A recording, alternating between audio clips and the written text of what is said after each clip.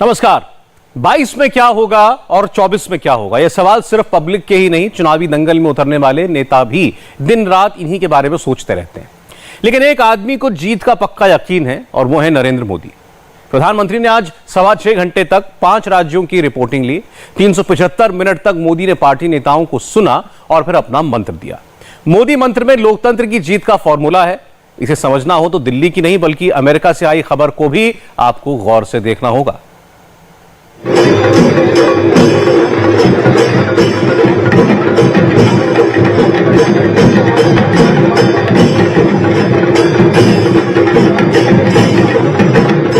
विश्व के सबसे लोकप्रिय नेता,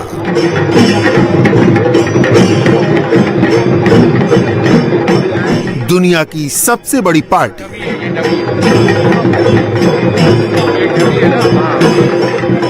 और सबसे ज्यादा सदस्यों वाले संगठन ने हर बूथ तक पहुंचने का प्लान बनाया है।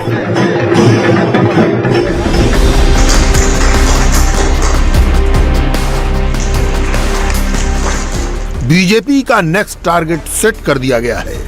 प्रधानमंत्री ने आउटलाइन खींच दी है। 2024 के लिए लॉन्च पैड रेडी हो गया है। 22 में मॉक टेस्ट होगा और 24 में रियल लॉन्चिंग होगी। दिल्ली के एनडीएमसी कन्वेंशन सेंटर में बीजेपी राष्ट्रीय कार्यकारिणी की बैठक नेशनल ही नहीं बल्कि इंटरनेशनल कवरेज मिला। मोदी क्या कहते हैं, मोदी क्या करते हैं, मोदी क्या बताते हैं, इसे पूरी दुनिया जानना चाहती है। इसकी वजह जानते हैं आप? इसकी एक बड़ी वजह है ये सर्वे। अमेरिकी सर्वे एजेंसी मॉर्निंग कंसल्ट ने दुनिया भर के 13 बड़े नेताओं की अप्रूवल रेटिंग निकाली तो मोदी फिर से नंबर 1 आए। वर्ल्ड लीडर्स की ये रैंकिंग एकदम लेटेस्ट है। G20 और COP26 समिट खत्म होने के बाद तैयार हुई है। इस सर्वे में 70% का ये फिगर दुनिया भर के नेताओं को हैरत में डाल रहा है। 70% की अप्रूवल रेटिंग नरेंद्र मोदी को मिली है ऐसे समय जबकि दूसरे सभी नेताओं की रेटिंग घटी है। मोदी की अप्रूवल रेटिंग रॉक सॉलिड है। लोकप्रियता के मामले में मोदी ने जो बाइडेन को पीछे छोड़ दिया है। जर्मनी की एंजेला मर्केल भी नरेंद्र मोदी से मुकाबले में पिछड़ गई हैं और ब्रिटेन वाले बोरिस जॉनसन तो कहीं टिकते ही नहीं। मोदी को एक बार सर्वे में टॉप आते तो उनके सियासी दुश्मन इसे लक बाय चांस कहकर खारिज कर देते हैं, लेकिन मोदी बार बार टॉप पर आते हैं। मोदी जी के नेतृत्व में भारत दुनिया का नेतृत्व कर रहा है और श्रीमान नरेंद्र मोदी जी आज दुनिया के सर्वाधिक लोकप्रिय नेता हैं। वो विश्व के सबसे ज्यादा पॉपुलर लीडर हैं और आज सारी दुनिया उनको नेतृत्व के लिए देखती है और इसलिए पूरा देश आह्लादित है, हम सब गर्वित हैं। मॉर्निंग कंसल्ट के इस सर्वे को बीजेपी के सारे बड़े नेता अपने अपने सोशल मीडिया अकाउंट पर डाल रहे हैं। इस रेटिंग से मतलब प्रसन्नता मन को मिलती है कि जिस व्यक्ति के बारे में हम सबका भरोसा है एक भारतीय होने के नाते, उसके ऊपर दुनिया का भी भरोसा है, तो वो भारत की ही क्षमता को आंकता है और इससे हम सबको बहुत खुशी भी मिलती है। बीजेपी राष्ट्रीय कार्यकारिणी की बैठक में लगा ये पोस्टर नई रेटिंग आने के बाद तैयार किया गया। यहाँ ये देखना जरूरी है कि इस सर्वे में क्या है, दुनिया के कौन कौन से नेता मोदी से मुकाबले में कहां ठहरते हैं। चलिए डिटेल में देख लेते हैं। मॉर्निंग कंसल्ट के सर्वे में नरेंद्र मोदी के साथ दुनिया के 13 बड़े और प्रभावशाली देशों के राष्ट्रपति और प्रधानमंत्री शामिल हैं। बाइडेन, मर्केल और जॉनसन के अलावा इस लिस्ट में ऑस्ट्रेलिया के प्रधानमंत्री स्कॉट मॉरिसन, कनाडा के प्रधानमंत्री जस्टिन ट्रूडो, इटली के प्रधानमंत्री मारियो ड्रागी, मैक्सिको के राष्ट्रपति लोपेज ओब्राडोर और ब्राजील के राष्ट्रपति जेर बोल्सोनारो के नाम है। नरेंद्र मोदी को 70% की अप्रूवल रेटिंग मिली, मतलब 100 में से 70 लोग मोदी को सपोर्ट करते हैं, 100 में से 70 लोग मोदी को फॉलो करते हैं, 100 में से 70 लोग मोदी पर भरोसा करते हैं। मोदी के 70% से दूसरे नेताओं की रेटिंग को कंपेयर करके देखने पर रियल पिक्चर सामने आती है। Joe Biden 44% approval rating, Modi से 26% पीछे। Boris Johnson 40% approval rating, Modi से 30% पीछे। Angela Merkel 54% approval rating, Modi से 16% पीछे। Scott Morrison 47% approval rating, Modi से 23% पीछे। Lopez Obrador 66% approval rating, Modi से 4% पीछे। Mario Draghi 58% approval rating, Modi से 12% पीछे। Justin Trudeau 43% approval rating, Modi से 27% पीछे। Fumio Kishida 42% approval rating, Modi से 28% पीछे। Moon Jae-in 41% approval rating, Modi से 29% पीछे। Pedro Sanchez 37% approval rating, Modi से 33% पीछे। Emmanuel Macron 36% approval rating, Modi से 34% पीछे। जेर बोल्सोनारो 35% अप्रूवल रेटिंग, मोदी से 35% पीछे। विश्व प्रिय नेता मोदी के लिए ऐसे पोस्टर रोज रोज नहीं लगते। मौका बहुत बड़ा है। 2019 के बाद केवल दूसरी बार बीजेपी की राष्ट्रीय कार्यकारिणी की बैठक हुई। कोरोना काल शुरू होने पर पहली बार पार्टी के इतने सारे नेता एक साथ एक मंच पर आए। क्या बीजेपी अब मोदी को वर्ल्ड लीडर के रूप में प्रोजेक्ट करेगी? क्या मोदी की इस लोकप्रियता को बीजेपी आने वाले चुनाव में भी भुनाएगी? माननीय मोदी जी राष्ट्र नेता नहीं, अब तो विश्व के नेता हैं और विश्व में सर्वाधिक लोकप्रिय नेताओं में से उनकी तुलना होती है, उनका नाम आता है और उनके पीछे बड़े बड़े राष्ट्रों के राष्ट्राध्यक्ष उनसे पीछे होते हैं। तो उनका फैक्टर होगा कि नहीं होगा, ये प्रश्न अपने आप में बड़ा काल्पनिक सा है। आप लोग आगे रखेंगे मोदी फैक्टर पे ही इलेक्शन लड़ेंगे ना? नहीं, देखिए माननीय मोदी जी के जो कार्य हैं वो चढ़कर बोलते हैं और योगी जी के कार्य जो हैं पूरे एक अनुगामी हैं माननीय मोदी जी के। मोदी जी का एक प्रतिरूप की तरीके से उन्होंने एक अच्छा समन्वय, जो भारत का सबसे अच्छा समन्वय किसी राज्य का हो सकता था, वो उत्तर प्रदेश और केंद्र के बीच का जो समन्वय है वो एक आदर्श है और इसमें सब एक दूसरे का पूरक बन के काम करेंगे। नरेंद्र मोदी की वर्किंग स्टाइल को माइन्यूटली रीड करने वालों को मालूम है कि मोदी ऐसी रैंकिंग, ऐसे सर्वे पर बहुत ज्यादा गौर नहीं करते।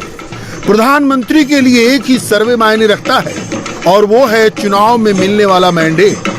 बड़ा चुनाव हो या छोटा चुनाव हो, मोदी हर मैदान में डट कर लड़ते हैं। अगले साल की शुरुआत में 5 राज्यों में विधानसभा चुनाव होने वाले हैं, इसलिए मोदी का ध्यान उधर है। उत्तर प्रदेश, उत्तराखंड, पंजाब, गोवा और मणिपुर। 24 से पहले 22 का टेस्ट बहुत इंपॉर्टेंट है। इनमें से 4 राज्यों में बीजेपी की सरकार है, 22 में उसके सामने सरकार बचाने का चैलेंज है। अकेले पंजाब ऐसा राज्य है जहां बीजेपी के पास खोने के लिए कुछ भी नहीं है और जीतने के लिए पूरा प्रदेश है। मोदी ठीक 10:30 बजे राष्ट्रीय कार्यकारिणी की बैठक में आए और 4:45 बजे के बाद वहां से निकले। प्रधानमंत्री ने 6.25 घंटे कहां इन्वेस्ट किया? इतना लंबा वक्त मोदी ने अगर एक मीटिंग में दिया तो वहां से हासिल क्या किया? बीजेपी राष्ट्रीय कार्यकारिणी की बैठक में 5 चुनावी राज्यों की रिपोर्टिंग हुई। यूपी, उत्तराखंड, गोवा और मणिपुर के मुख्यमंत्रियों और प्रदेश अध्यक्षों ने विधानसभा चुनाव की तैयारियों का ब्यौरा दिया। पिछले 5 साल में राज्य सरकार के काम गिनाए। नरेंद्र मोदी ने एक एक पॉइंट नोट किया। पंजाब के प्रदेश अध्यक्ष ने राज्य की सभी सीटों पर चुनाव लड़ने का ऐलान किया है, इसे भी नरेंद्र मोदी का अप्रूवल है। प्रधानमंत्री ने पार्टी अध्यक्ष जेपी नड्डा का भाषण सुना और बीजेपी के पॉलिटिकल रिजोल्यूशन का एक एक शब्द गौर से सुना, तब जाकर उन्होंने अपनी बात कही। प्रधानमंत्री नरेंद्र मोदी ने पार्टी कार्यकर्ताओं को जीत का मंत्र भी दिया है और पॉलिटिकल टास्क भी दिया। मोदी के मंत्र में ही टास्क है। कार्यकर्ता आम लोगों से जुड़कर रहें, आम लोगों का विश्वास जीतें। बीजेपी परिवार आधारित पार्टी नहीं है, परंपरा और परिश्रम पर भरोसा करती है। सेवा, संकल्प और समर्पण से जुड़कर रहें। कोरोना काल में जैसी सेवा की वैसी सेवा आगे भी करते रहें। 5 राज्यों का चुनावी प्लान देखने के बाद मोदी ने अपना असेसमेंट बताया। प्रधानमंत्री को पक्का यकीन है कि बीजेपी जीत रही है, लेकिन कार्यकर्ताओं को चुनाव में जुट जाना होगा। भारतीय जनता पार्टी के कार्यकर्ताओं को सामान्य आदमी के मन के विश्वास का सेतु बनना चाहिए। Become a bridge of faith for common man. और ये उन्होंने पार्टी के इतिहास को रेखांकित करते हुए कहा कि भारतीय जनता पार्टी ने आज केंद्र में जो अपना स्थान और भूमिका पाया है, उसका बहुत बड़ा कारण है कि पार्टी अपने प्रारंभिक काल से लेकर और अभी तक सामान्य व्यक्ति के साथ हमेशा जुड़ी हुई रहती है। बीजेपी की राष्ट्रीय कार्यकारिणी में चुनौतियों पर डिस्कशन हुआ और उसका उपाय खुद प्रधानमंत्री ने बताया। महंगाई, कोरोना और किसान, ये तीन बड़े चैलेंज हैं। महंगाई कम करने वाला उपाय मोदी पहले ही कर चुके हैं। प्रधानमंत्री ने पेट्रोल और डीजल पर एक्साइज ड्यूटी घटाकर और बीजेपी के मुख्यमंत्रियों ने वैट घटाकर अपोजिशन पर प्रेशर बढ़ा दिया है। कोरोना फ्रंट पर 100 करोड़ टीके लगाकर मोदी ने सारे सवालों को शांत कर दिया है। रहे किसान तो उनका भरोसा जीतने की कोशिश मोदी हर दिन करते हैं। नहीं, चिंतन नहीं, अब इन्हें चिंता करनी चाहिए। चिंता इसलिए करनी चाहिए, 3-4 साल से मुद्रा करते रहे, बताएं आज मुद्रा का आंकड़े साझा करें। बेरोजगारी क्यों बढ़ गई, भूखमरी क्यों बढ़ गई, हंगर इंडेक्स में हम नीचे और लुढ़क क्यों गए, बेरोजगारी में हम और क्यों लुढ़क गए, यह बताइए कि आत्महत्याएं, 10 लाख आत्महत्याएं हो जाना एक देश में, ये कोई छोटी बात है। चिंता करें, चिंतन न करें। और जिस तरह से सीमाएं असुरक्षित हो रही हैं, जिस तरह से रसोई गैस की कीमत लोगों का कमर तोड़ रही है, किसानों की समस्या है, खाद नहीं मिल रहा है, समस्याओं का एक लंबी फेरहिस्त है और उनको चिंता नहीं है। विपक्ष तो विपक्ष ठहरा, विरोध करना उसका काम है, फैसला जनता करती है। सरकार चलाने का मैंडेट पब्लिक से मिलता है, इसलिए मोदी का ध्यान पब्लिक पर है। आज की बैठक में एक और बड़ी बात हुई। बीजेपी राष्ट्रीय कार्यकारिणी का राजनीतिक प्रस्ताव पढ़ने के लिए यूपी के मुख्यमंत्री योगी आदित्यनाथ को बुलाया गया। योगी ने राजनीतिक प्रस्ताव रखा, जिसका अनुमोदन तमिलनाडु बीजेपी के अध्यक्ष ने किया। बीजेपी राष्ट्रीय कार्यकारिणी में आमतौर पर संगठन महामंत्री राजनीतिक प्रस्ताव रखते हैं, लेकिन इस बार ये मौका योगी आदित्यनाथ को दिया गया। क्या ये भविष्य के लिए बड़ा संकेत है? क्या योगी का रोल और बड़ा होने वाला है? क्या कार्यकर्ताओं को मैसेज दिया गया? यूपी के मुख्यमंत्री जी को क्यों प्रस्ताव सामने रखने के लिए बुलाया गया? क्यों नहीं? वो पार्टी के वरिष्ठ नेता है, बहुत सबसे बड़ा देश में वो चला रहे हैं सरकार, और ये कोरोना के समय में भी उनके हर एक स्टेप आपको मालूम है। वो चाहे वो माइग्रेंट वर्कर हो, चाहे गांवों में रोजगार पैदा करने के लिए उनका कोशिश हो, और अभी भी उसके बाद जो एम्प्लॉयमेंट के लिए वो उनके तरफ से काम हो रही है, इन सभी विषयों को मन में रखते हुए पार्टी के एक कार्यकर्ता पार्लियामेंट में बहुत सालों से है, इसीलिए क्यों नहीं बुलाएं? जरूर बुलाएंगे। आने वाले चुनाव में बीजेपी के लिए बूथ बूथ तक चक्रव्यूह बनाने का काम जेपी नड्डा करेंगे। चुनाव के सबसे बड़े स्टार प्रचारक नरेंद्र मोदी होंगे, लेकिन टारगेट हिट करने का जिम्मा योगी आदित्यनाथ का होगा। मोदी ने मीटिंग ले ली है, अब ग्राउंड वर्क स्टार्ट होगा। हरियाणा के रोहतक में आज भी बीजेपी नेताओं को बंधक बनाने वाला मुद्दा हॉट टॉपिक था, जिसमें सबसे ज्यादा चर्चा रोहतक के सांसद अरविंद शर्मा का वो विवादित बयान रहा। इसमें उन्होंने कहा था कि जो भी बीजेपी नेताओं पर आंख उठाकर देखेगा उसकी आंख निकाल लेंगे। इसी मुद्दे पर रोहतक किसान महापंचायत में अरविंद शर्मा के खिलाफ बड़ा फैसला लिया गया। हरियाणा पंजाब में किसान आंदोलन के नाम पर बीजेपी नेताओं को टारगेट करने के आरोप लगते रहे। बीजेपी कह रही है कि इसके पीछे बड़ी सियासत है। किसान आंदोलन के नाम पर बीजेपी नेताओं को टारगेट करने वाले इस नए ट्रेंड को समझना है तो ये रिपोर्ट देखिए। जहां जहां बीजेपी नेता जाते हैं, किसान आंदोलनकारी वहां वहां पहुंच जाते हैं। किसान कानून का नाम रहता है और जमकर बवाल होता है। पंजाब हरियाणा में ये नया नया ट्रेंड डेवलप हुआ है। किसान कानून का विरोध करेंगे, बीजेपी नेताओं को टारगेट करेंगे। 5 नवंबर को रोहतक में ऐसा ही हुआ था। 9 घंटे तक बीजेपी नेताओं को मंदिर में बंधक बना लिया। कि मनीष ग्रोवर की तरफ अगर कोई आंख उठेगी उसकी आंख निकाल लेंगे, आंख उठाए तो उसके हाथ को काट लेंगे, इसको कोई छोड़ेंगे नहीं। ताजा विवाद रोहतक के बीजेपी सांसद अरविंद शर्मा के इस बयान से खड़ा हुआ है, जिन पर किसान महापंचायत में भी बड़ा फैसला हुआ। वो बताएंगे, लेकिन पहले अरविंद शर्मा के उस बयान को सुन लीजिए। मनीष करोड़ की वजह से ये लोकसभा रोड तक जीती गई थी, इसमें कोई शक नहीं।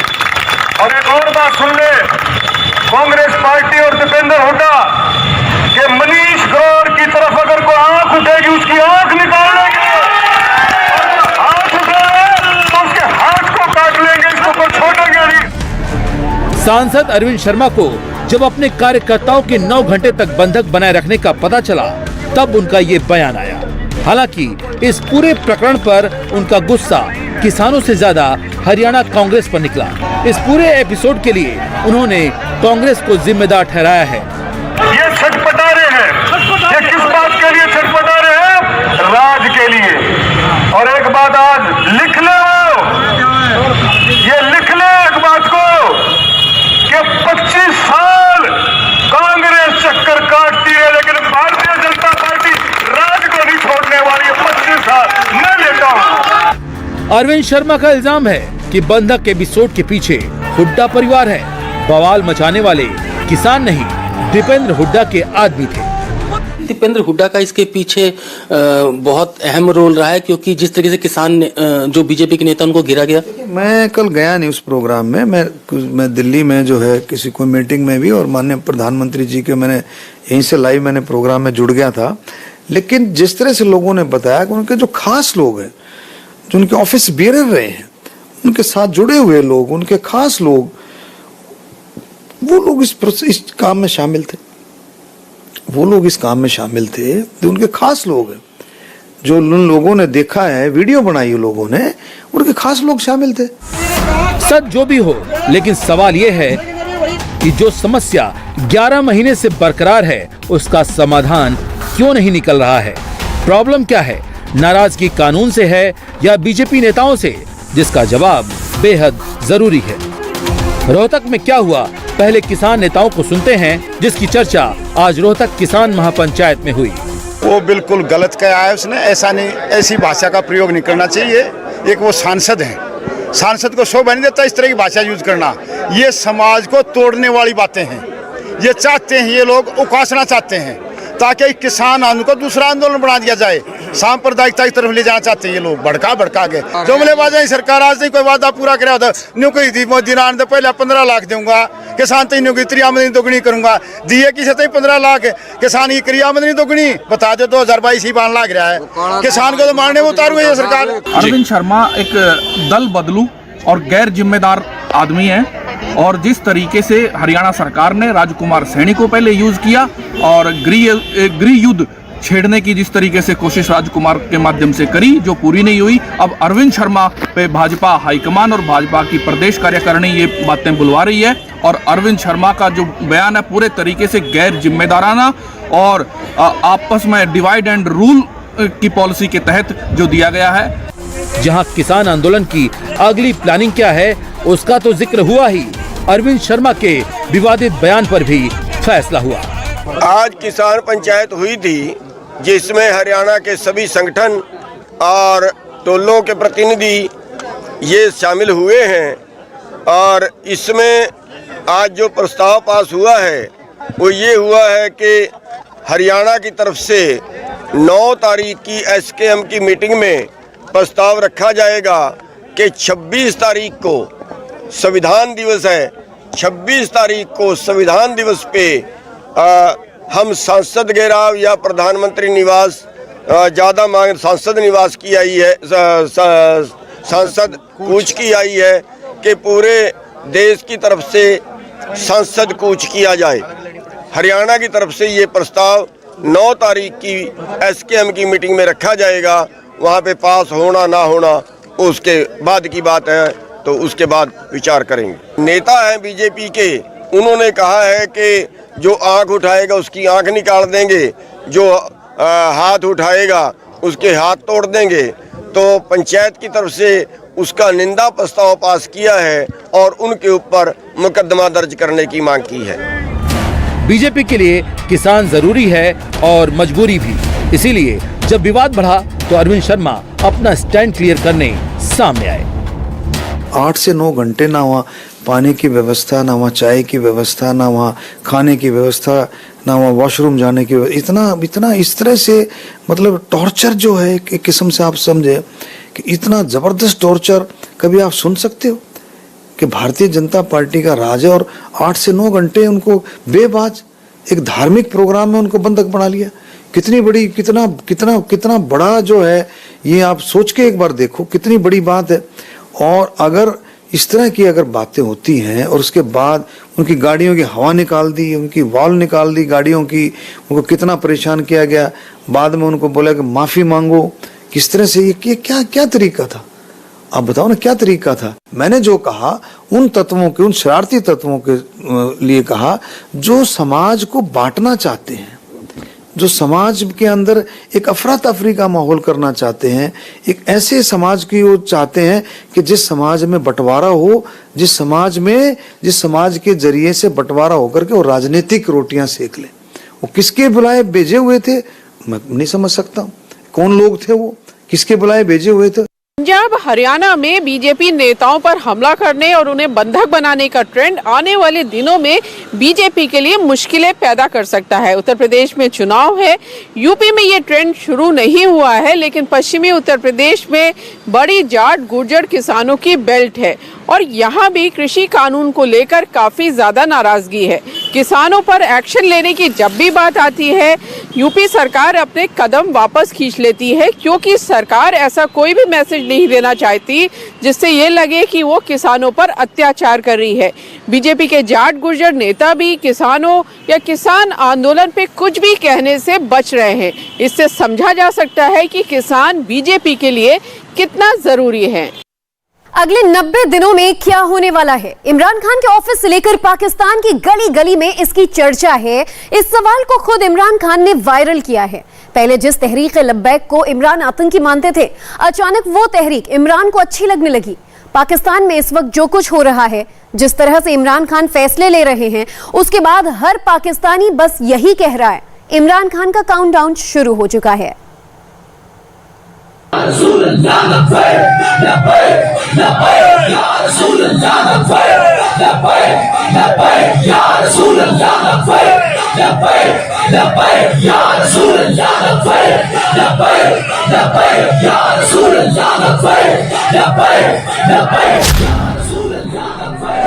पाकिस्तान की राजधानी इस्लामाबाद के पास वजीराबाद में ये तहरीक लब्बैक की यलगार है।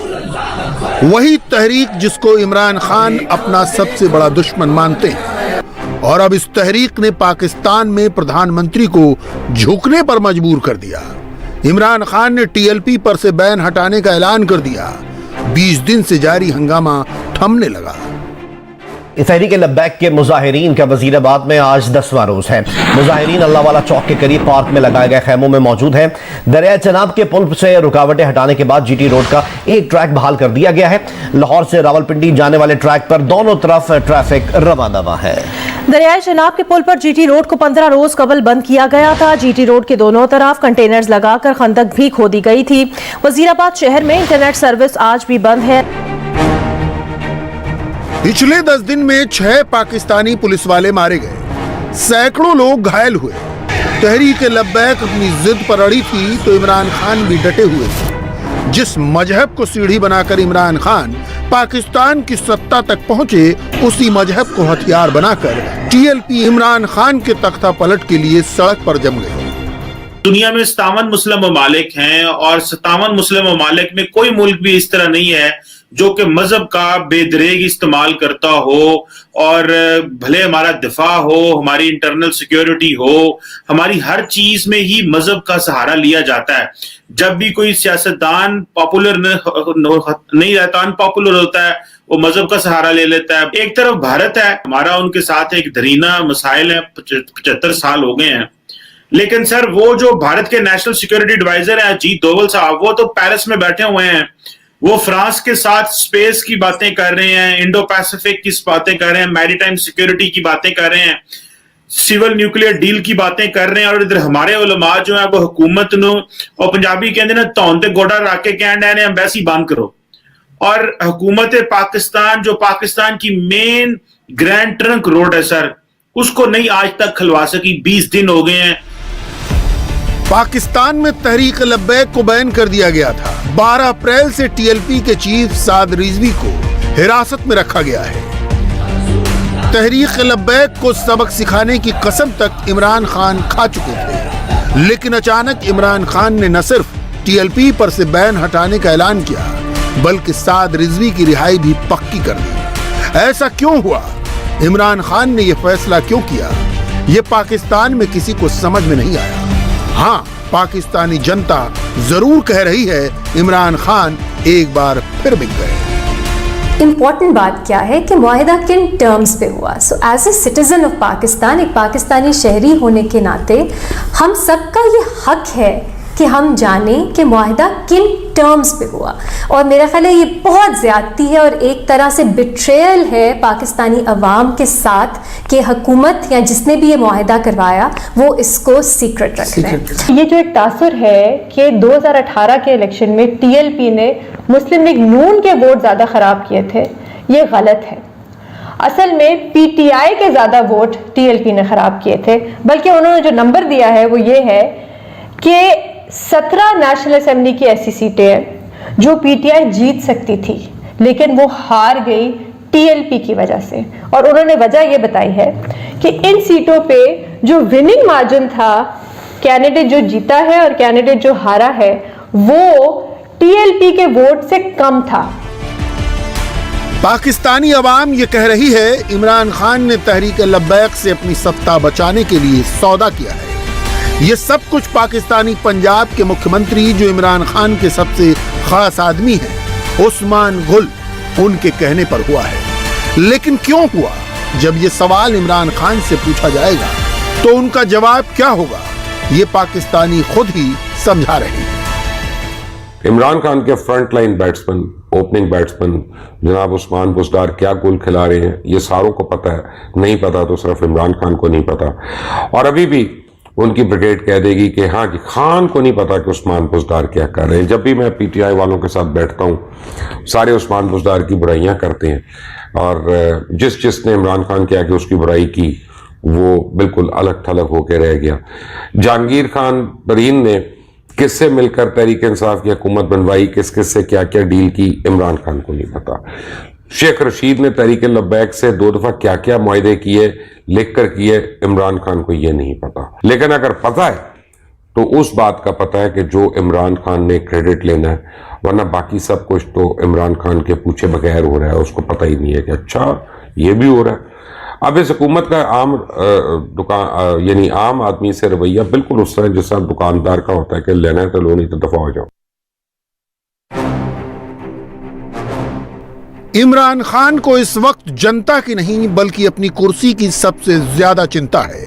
अगले 3 महीने में पाकिस्तान में कुछ बहुत बड़ा होने वाला है, जिसने इमरान खान को सबसे ज्यादा डरा रखा है। हर मीटिंग में इमरान खान एक ही बात बार बार कह रहे हैं, आने वाले 3 महीने बहुत नाजुक हैं।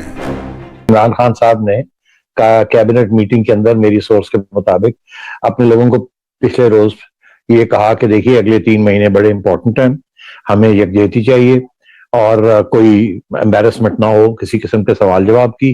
कुछ चीजें हैं, कुछ डेवलप हो रही हैं and so on and so fourth, मगर बेसिकली ये है कि आप मोरल अपना हाई रखें और यूनाइटेड रहें और एक दूसरे को डिफेंड करें और अपनी हुकूमत को डिफेंड करें, जो हर मौके पे डिफेंड करें, खा वो इलेक्शन कमीशन हो, खा वो कोई और चीज हो, you should be sticking together. अगले 3 महीने बड़े क्रिटिकल हैं। तो मेरा ख्याल है किसी की हिम्मत नहीं पड़ी वहां के उनसे पूछा जाए कि भाजी ये भी तो दसो क्यों होने जा रहे हैं, ਤੁਹਾਡੇ खिलाफ कुछ होने जा रहे हैं या तुसी कुछ करने जा रहे हो। तो वो तो उन्होंने पूछा नहीं, मगर उनकी शक्लों से यही लगता था कि हवाइयां उड़ी हुई हैं। पाकिस्तानी जनरल बाजवा ने इमरान खान को गद्दी पर बिठा जरूर दिया, लेकिन सत्ता चलाना इमरान के बस का खेल नहीं है। ऐसे में इमरान खान ने मजहब का राग जपना शुरू कर दिया और रियासत मदीना का ख्वाब पूरे पाकिस्तान को दिखाया। इमरान पाकिस्तान के फ्यूचर से ज्यादा इतिहास के किस्से सुनाते हैं। इमरान खान ने रियासत मदीना का मुखड़ा गाया तो तहरीक लब्बैक ने इस्लामिक हुकूमत का अंतरा ही पेश कर डाला।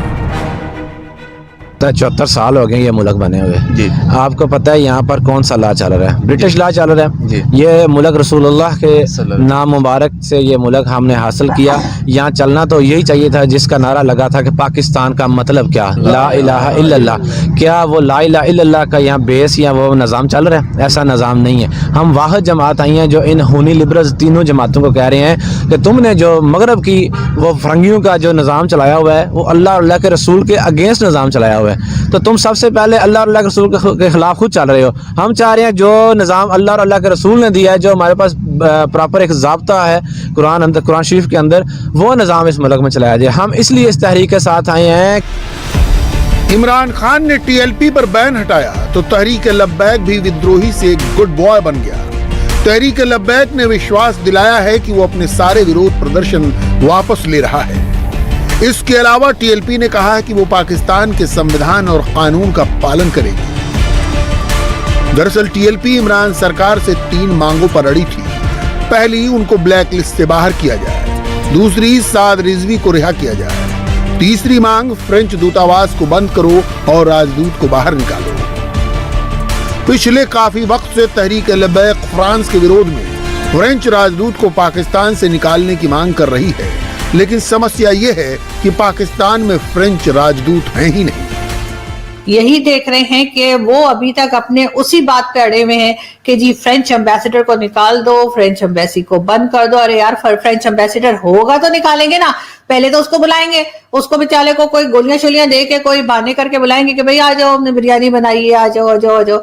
तो वो पहले तो उसको बुलाएंगे, या वही जैसे मैं कहती हूँ गर्म कुत्ते पकाए हैं उसके लिए, तो ये कह के उसको बुलाएंगे और उसके बाद जब आ जाएगा तो कहेंगे चलो निकलो अब यहाँ से, क्योंकि हमने तो तुम्हें निकालना था इसीलिए तुम्हें बुलाया था। एम्बेसी बंद करने की जो बात हो रही है, ये बात तो भाई अजीब सी है। देखें ना, हर जगह पे जो है वो पूरे यूरोप के साथ सारी दुनिया, भारत और सब कुछ सारी कंट्रीज जो है वो बिजनेस करने के लिए बात कर रही हैं। हमारे यहाँ कह रहे हैं निकाल दो। अरे अपनी हरकतें ऐसे ही रखो, इंशाल्लाह सब अपने आप ही चले जाएंगे, किसी को निकालना नहीं पड़ेगा, रोकने के लिए पांव पकड़ने पड़ेंगे। क्योंकि तालिबान की से भी ज्यादा बुरी हालत यहाँ पे लोगों के दिमागों की हुई हुई है। ऐसा नहीं है कि तहरीक लब्बैक का IQ लेवल इतना कम है। इस रेस में इमरान खान भी शामिल हैं, जिनके फैसलों से अब पाकिस्तानी जनता को ही डर लगने लगा है। वजीर आज़म साहब मिसालें देते हैं मगरब की, यूरोप की, अमेरिका की, बरतानिया की। खुदा के लिए एक सांस में आप रियासत मदीना की बात भी करते हैं, एक सांस में आप इनकी मिसालें भी देते हैं। ये ना किया करें। वो वेलफेयर स्टेट्स हैं ये जो हैं, जिनके आप नाम लेते हैं, वो वहाँ आवाम इंसान है, जानवर नहीं है। और वहाँ ज़राए आमदन ज़्यादा हैं, वहाँ फीकस आमदनी ज़्यादा है, रोज़गार मौके ज़्यादा हैं, गुर्बत कम है। इनके वो मसाइल नहीं है जो हमारे हैं, इनके वो मसाइल नहीं है जो हमारे हैं। अपने खित्ते की वज़ीर आज़म साहब मिसालें देते हैं। खुदा के लिए लॉलीपॉप देना बंद कर दें। बांग्लादेश की करेंसी और अपनी करेंसी देख लें, भारत की करेंसी और अपनी करेंसी देख लें, नेपाल भूटान की करेंसी और अपनी करेंसी देख लें। भारत में 40 करोड़ मिडिल क्लास है, हमारी मिडिल क्लास श्रिंक कर गई है, उनकी मिडिल क्लास बढ़ रही है। भारत बिल क्लिंटन तक मानने को मजबूर हो गया कि उनकी मिडिल क्लास है। तो और उन्होंने 4 कैटेगरीज बनाकर सब्सिडीज दे रहे हैं और कोरोना में 5 किलो आटा, 5 किलो चावल मुफ्त भी दिए हैं। इस वक्त इमरान खान हर पाकिस्तानी के निशाने पर हैं। घरेलू और विदेशी दोनों मोर्चों पर इमरान खान नाकाम साबित हुए। पाकिस्तान में उनका विरोध हर दिन के साथ बढ़ता जा रहा है और अफगानिस्तान में पाकिस्तानी साजिश के एक्सपोज होने के बाद हर देश ने उनसे दूरियां बनानी शुरू कर दी है।